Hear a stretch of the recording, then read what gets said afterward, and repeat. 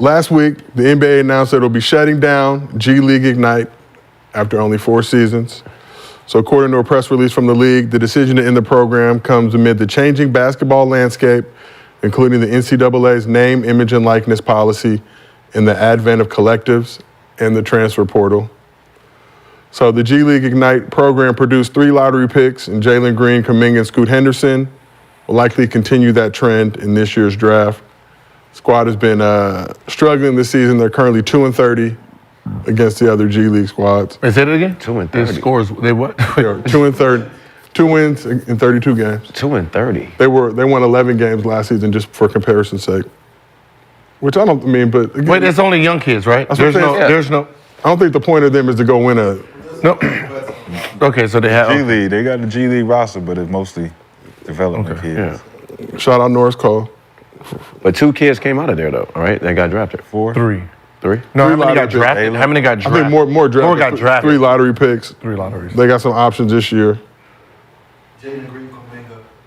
Our very own Norris Cole, member of the team, helping guide. I don't think it's about the wins and losses with it, though, but what do y'all think about the program folding and just the situation going on with just youth basketball in America as well? I mean, it makes sense.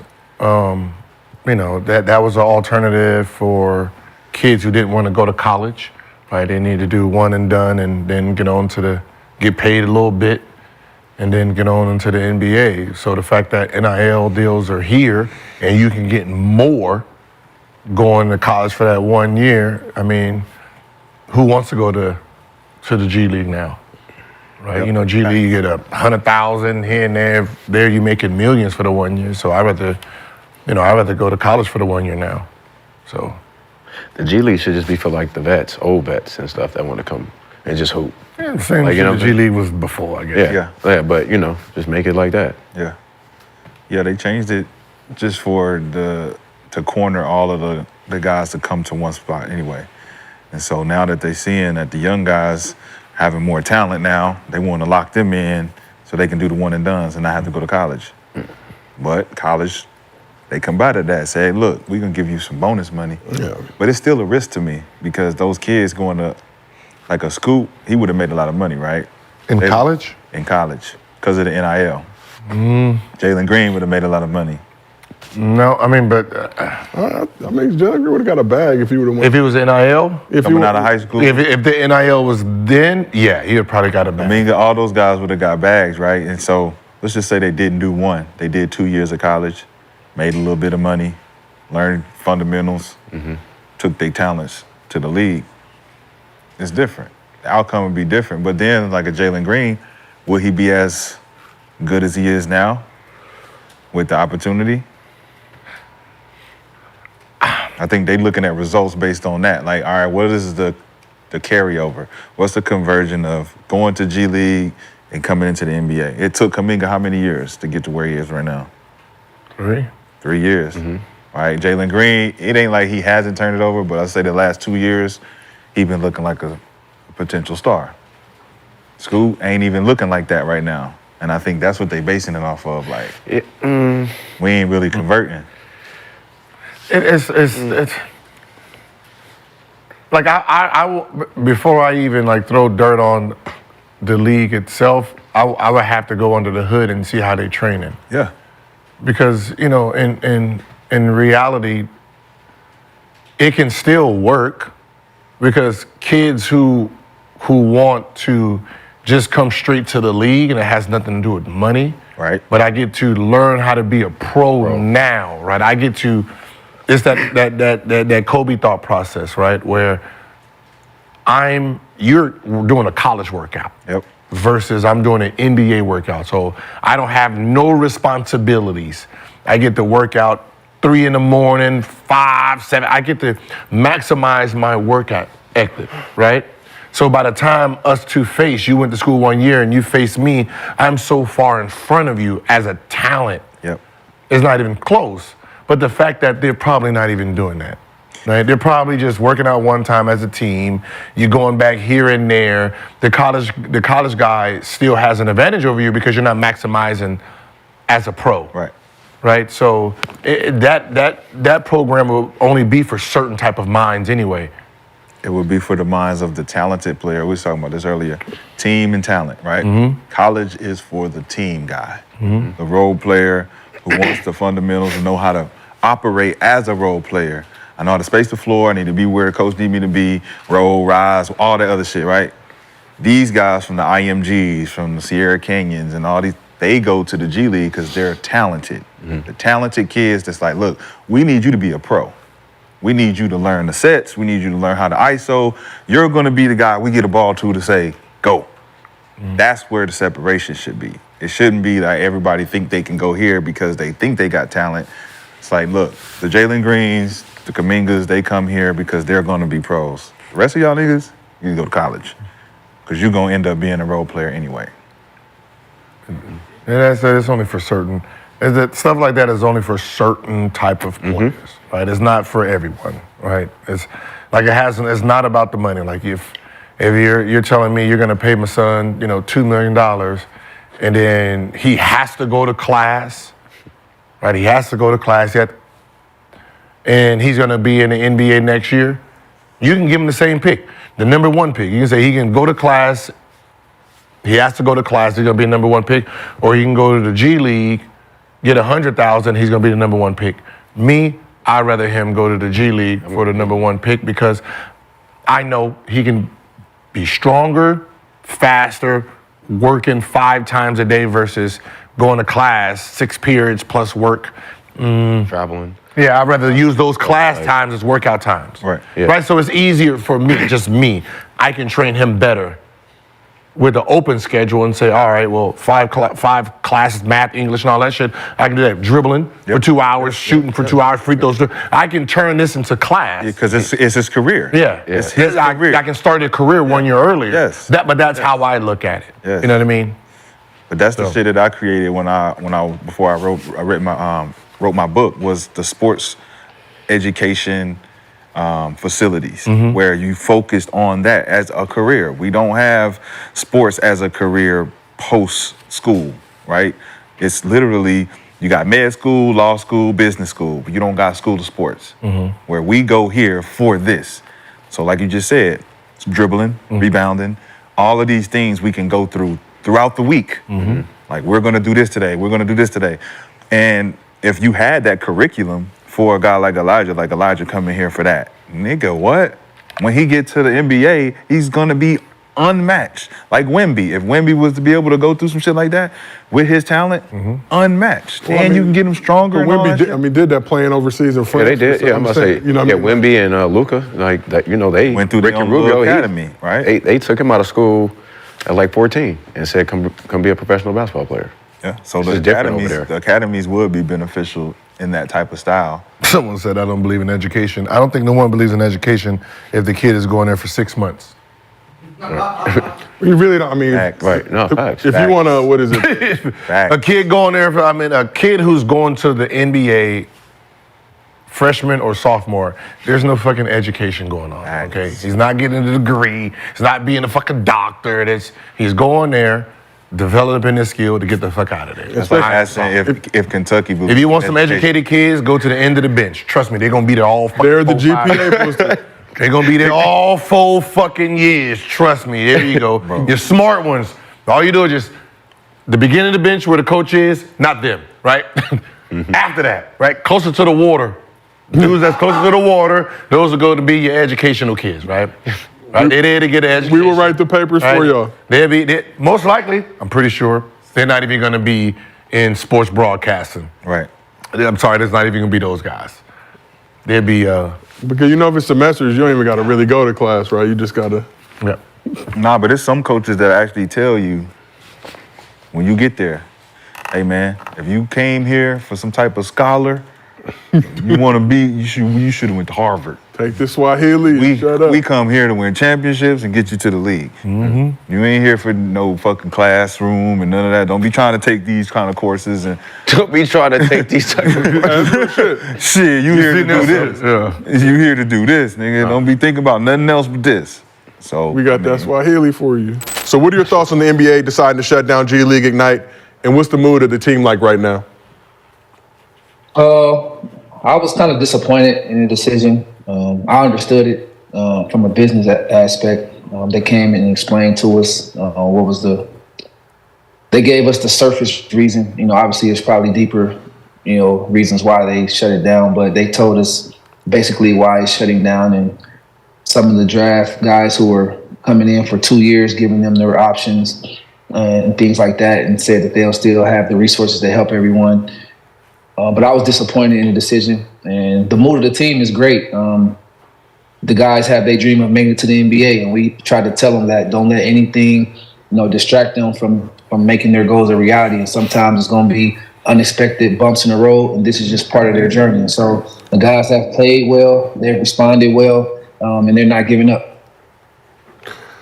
So just from a personal level, what was your experience like in G League Ignite, and how beneficial do you feel like it was in helping young talent get ready mentally and physically for the grind of being in the league? I enjoyed it. I enjoyed it a lot. We had some guys who were very curious, who asked great questions. I think it's good for their development. Obviously, it's not for everybody. It's just another option for talented players who maybe don't want to go to college or who don't want to go overseas. And I think playing in an NBA-sized court, NBA practice setting, NBA weight training session, NBA terminology, I think from that standpoint, it's an advantage over college players. But obviously, college has its advantages too, as far as organizational structure, team structure, practice time. Obviously in college they practice more because they play less games. And so I think it has its advantages and its disadvantages. I think that it's a mistake to cancel it, because I think the more options talented players have to get to their dream, the better. So that's my take on it. What happens to the players on the team? Do they get to go to like another G League team, or they got to go overseas, or they got to get drafted? Like, how does that work? What's up, Lex? Hi. Most of the guys are draft eligible this year, so most of the guys are going to enter the draft. We're expecting to have, I think, 4 first rounders and possibly two top teners on this team. There's 2 guys that can come back. That they don't have to enter the draft, and one of them is a real special talent, Dink Paint. He could possibly be a number 1 pick next year, 6'7", 210-pound point guard. He's weighing his options right now. He doesn't have to make a decision yet, but they can go overseas. The NBA can help them facilitate a team to the G League, or they can sit out and train. Like Darius Beasley did a few years ago. He had an internship with New Balance, actually, and he just trained to learn the business of sports entertainment, and then he entered the draft. So they have some options, but right now they're just trying to finish the season first, and then once the season ends, then they'll start exercising the options that they have. Because Dink is going to have different options than the other young man who's also not draft eligible. Can you go to college? Can they go back to school? Can it? I don't think so. Don't quote me on it, but I don't think so because, they're amateur. They're not amateurs. They receive checks, even though college players are receiving checks now too, so it don't make any sense. But Yeah. I don't think that they can, but I believe that they should have a special rule in place just because of this, and they should let Dink go to school because he would normally be a senior in high school right now. He would be a senior in high school right now. And so I think he should be able to go to college if he wanted to. Okay. So do you think the NBA failed them in this manner and this smelling this? Like, do you think they failed them? Honestly, I do. I think that, like I said, I understand some of the business aspects of it. The NBA is all about money, as you guys know. And anytime they're spending money and they don't get the results that they maybe want or expect, they look to make changes. But I think from Dink's perspective, Dink Pate, I think they definitely failed him because he's a talented guy. And he's a guy that's, in another year, he will be NBA ready. And so I think not allowing him to have his last year with the Ignite, the progress that he's made this year to take the program away from him, I do feel like that kind of is unfortunate for him. Yeah, so they kind of force him to put his name in the draft. He's not He can't put his name in the draft. He's not eligible. He's not able because of his age. So for a player like him, But because of his age, right? yeah, his So he age. either Yes, has he's to 19 or 1 year removed, right? Yeah, so it's 18. So Right. he's a He senior just turned this year. 18 last week. Just turned He would be a senior in 18. high school. Yeah, he would be a senior in high school right now. So they should let him. Just let him go to school. They should let him go back to school. Yeah, but then they signed a 2-year deal with the league. But then you're dealing with the NCAA now to get him. Like, then But there has to be like exceptions to the rules. it should be. It should be, right? It's Yeah, there should be exceptions to everybody the else is getting paid. He's getting paid no matter how he got paid. Yeah. We're getting paid. So the fact that NIL deal is in, it should just waive whatever happened here because of the Yeah. NBA decided. Well, it's obviously it's two separate buckets, right? Yeah, just like when Maurice Claret and Mike Williams, they won their appeal, they won their judgment, got an agent, and then it got overturned. Yeah. Right? That right there should have allowed them, because it got overturned, it should allow those boys to go back to school. You can't hold it against them for something that happened. Well, do they after. foresee them potentially bringing the Ignite back? Because then that would just set a poor precedent, I think. But if they don't expect it to ever come back, then I feel like there shouldn't be a problem with the exception. Yeah, it should be. It's just crazy that this billion-dollar conglomerate of a business of the NBA, right? Mm-hmm. That they have the W who they treat y'all like a redhead stepchild, you know what I'm saying? Mm-hmm. And this who they treat like a pet they found off the street. You know what I'm saying? Like, Yeah, that's that's what, like, for real though, come on, man, let's call, like, it's bad business. It's bad business across the board. Like, you got all the means to make both of these things successful, simultaneously as the NBA. I agree. Why not? I don't know what. Like, why I don't not? understand. Like why isn't the G League as big as it's supposed to be? Like it still seems like you don't even really know about it. Yeah. Besides the first year of existence, Yeah. you really don't. They don't feature it. They don't talk enough about it. They don't put it on TV enough. They don't. As I said, like games are like NBA games start at 4:00, right? First game's about 4:30. Yep. Why aren't these games at noon? Fuck it. Noon, 1, 2, 3. Yeah, You know, that like people who like basketball are gonna watch it. right. Right? You put it on the same channel as TNT, give them motherfuckers more work to do. Yeah. or they could lean into like the streaming kind of very unrelated, but the way Athletes Unlimited does things is that they focused a lot on the streaming and the broadcasting rights and the media rights more so than getting people in the arena.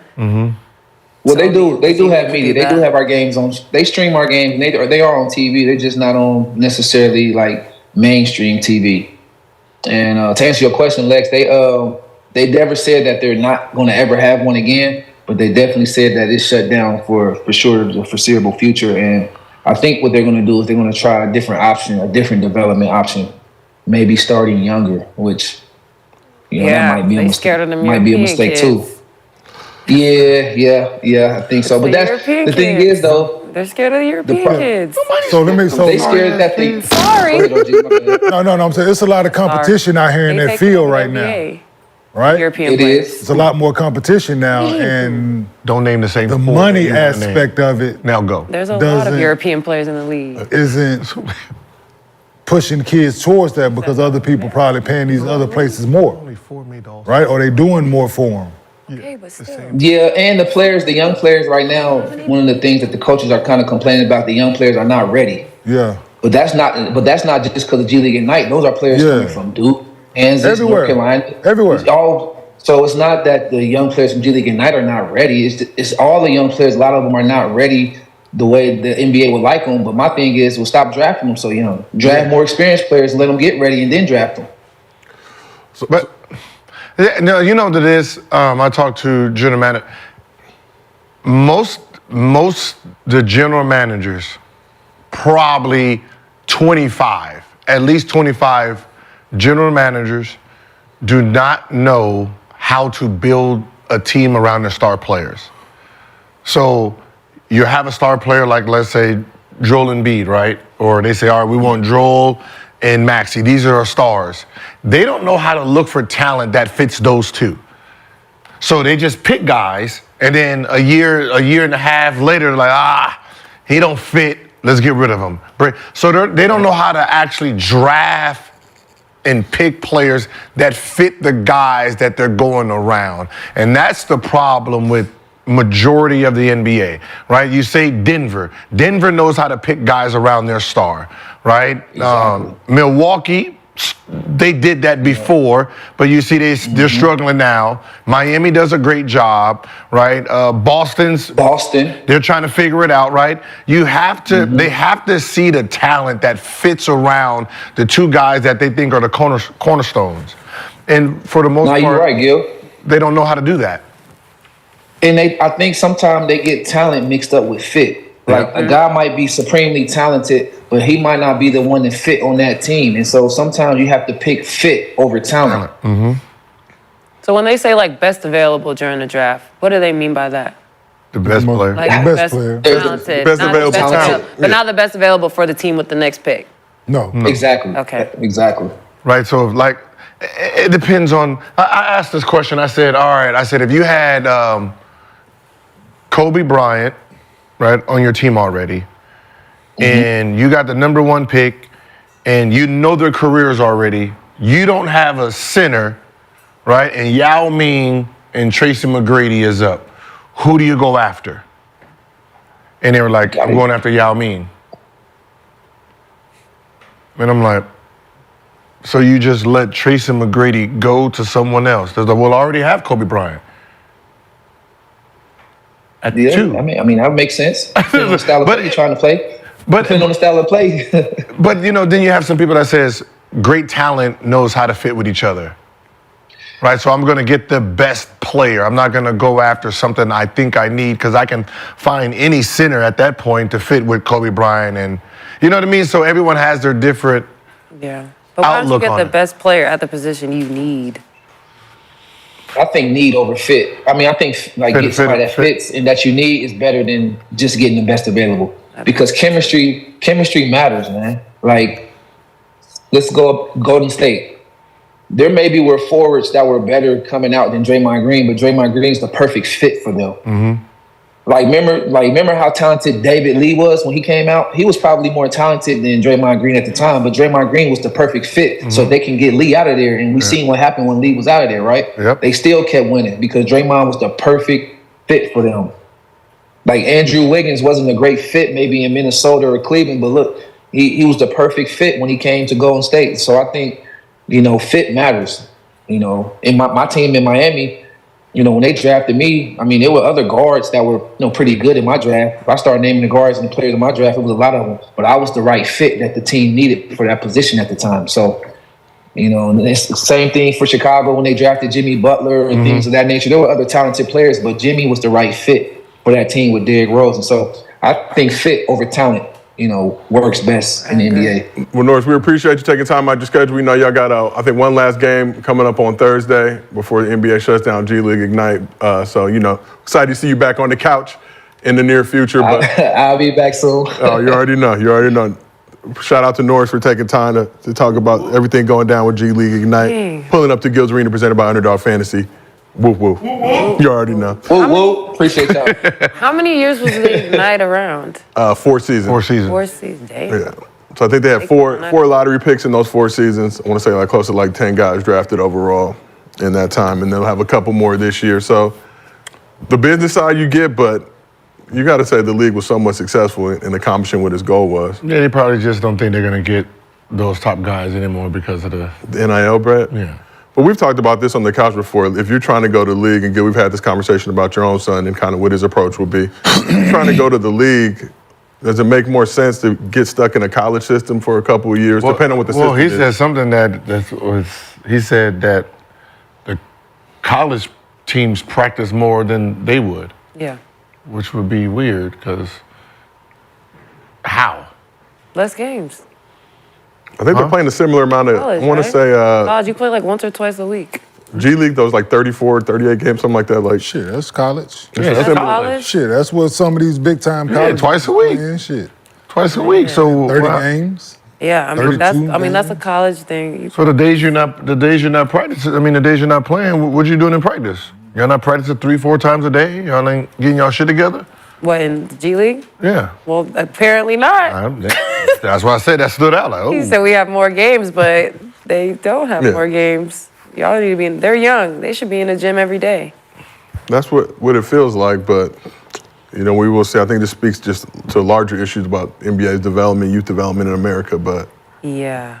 Well, they don't know what they're looking at no damn way. But do you think the NBA is going to take they're going to start younger, even more? I mean, it looked like that's what they were trying to do with the Ignite, but I feel like they need to go even. and we talked about that a little bit yesterday. Motherfucker told me basically my son wasn't good enough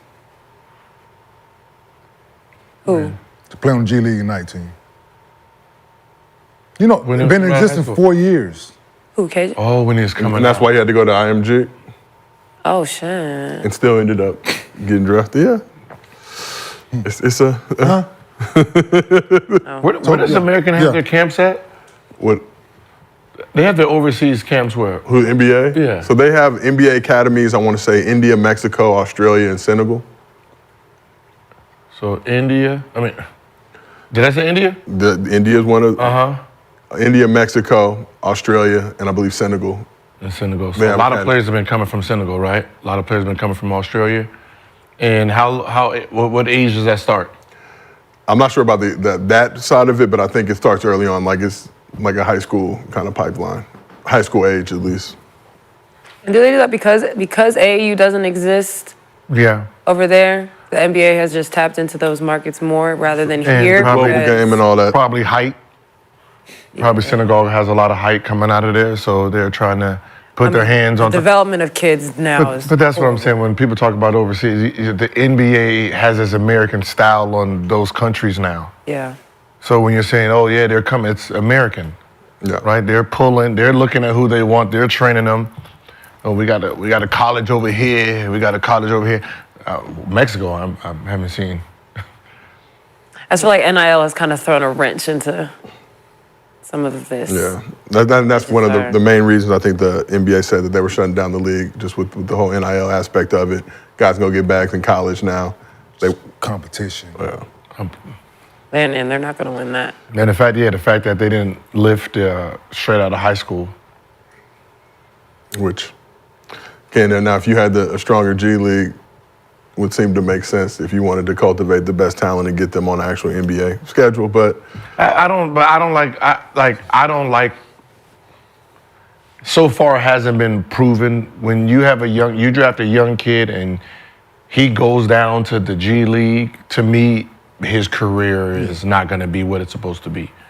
Y'all don't have no hope for him, in a sense. He's not part of your future because unless he got hurt or he's come back from injury, but if he's just going down there in the middle of the season to play, that tells me you don't have hope for the kid because the G League Ignite doesn't have your touch, doesn't have your strength and coach, it doesn't have your trainers, doesn't have nothing that has to do with you. It's a farm league that's technically away from your hands. So the fact that you're going to put a kid down there that you're basically, tell me when he's ready.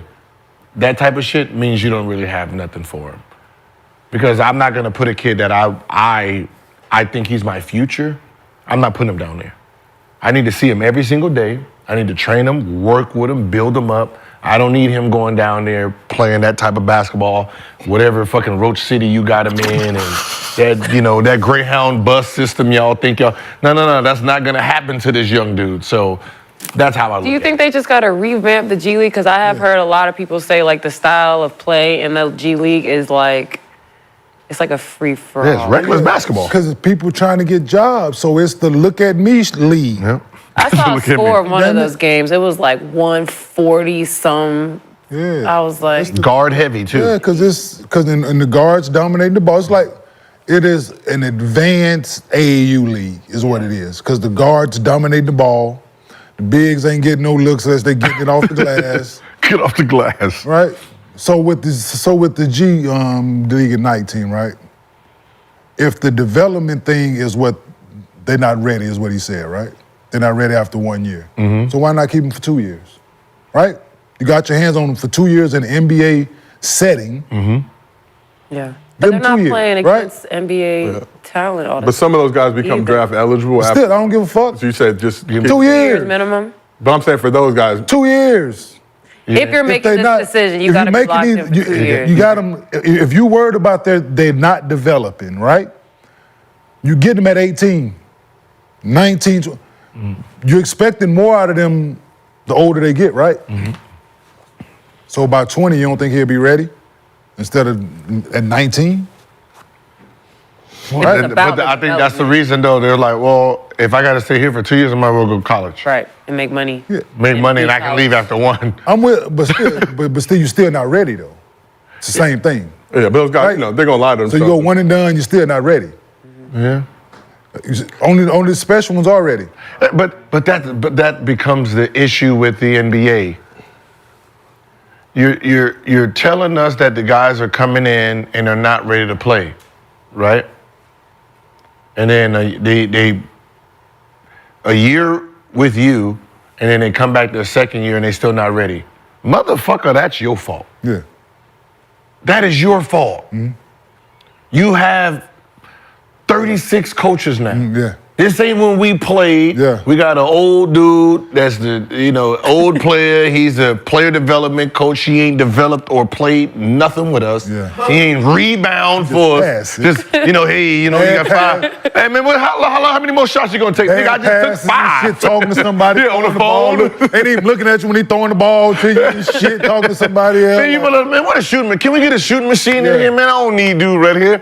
Y'all don't have that no more. Y'all have coaches. Yeah. Y'all have like Specialists. dudes. You got at least when we play what we had 1 or 2 extra people besides the coaching staff, Yeah. maybe. Y'all got 30 something people extra now. I went to a Mavs game. I was shocked at the coaches bench. I was like, how many? That's More coaches than players. Yes. in the stands and shit. Sitting there, they got them in I the was like- behind the bench in the stands. Sitting I in the had to stands. Google. Everybody the got staff computers to and see. stuff. Like you're telling me you can develop a player? How? Exactly. How? And then Y'all should be wanna blame embarrassed. the kids. If the Blame dude the can't kids. like Jalen Brown, we're laughing that he can't dribble with his left hand. I don't blame him no more. How many coaches y'all got? Tie that motherfucker whole right hand up. Just tie it around. Just tie it. Dribble with your left hand for 1 hour during practice. Every day for a week. God damn it, I guarantee you have a left hand. Y'all, this is ridiculous now. The hell y'all pay y'all whole staff? Y'all got that much money that y'all paying on the staff not for no results?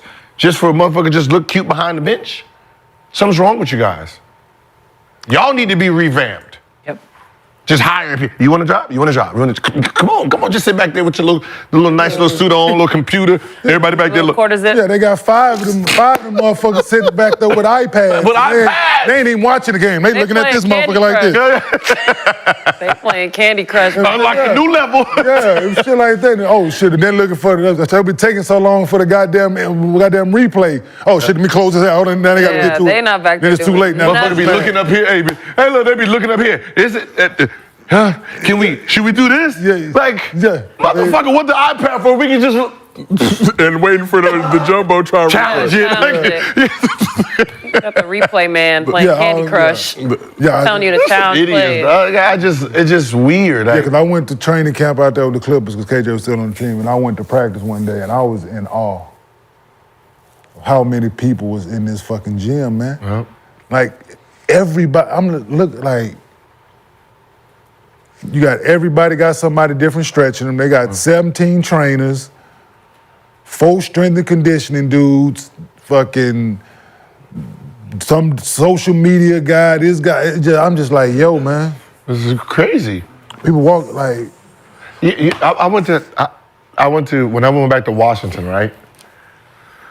And I remember the game's getting ready to start. You know, it was like right before the game, 5 o'clock games at 7:30. So I wanted to see like how many people were shooting before the game. They turned the practice gym into like a club, The VIP area, VIP club, delicious snacks and beverages. right? So the practice gym is a club now. On game day. Oh, just period. That's Yeah. the club. It's like half of it is now just a separate like club. So there's no VIP practice area. court. There's no practice court because they built their own facility. But I'm like, okay, that's cool. On game day. But on game day, before the game, they're not shooting, that's a club now. I said that's a disadvantage. Of having Yeah, for the home team. Yeah, like that's where you go down before, like an hour before the game, get your little reps in because we're not going to the practice facility to come here, right? I'm just gonna come here early, get my shots, get my rhythm in right before the game. So where do they get their shots? Oh, they all go out there. So why they all go out there, everybody shooting their balls, but they get 30, 40 shots up? Oh, no. So you all the got, guys. you got slotted times, Yeah, Yeah. slots. right? You're right. Yeah. Your time from 6 to 6:15. You from 6:15 to 6:30. Yeah. So how much time? How much work can you actually get in during None. them 15 minutes? And Right? that's what I said, there's advantages and disadvantages. And there's y'all have And then way you got more the players than superstar us, come. so- If the superstar, if he's not an early guy, right? When he get there, you got to get the fuck off the floor. Yeah. So it's And 15 minutes, what if I need 30 today? Yeah. Because my shit ain't feeling right now. That's why I said it just seemed so like, yeah, they it's- can do more. Well,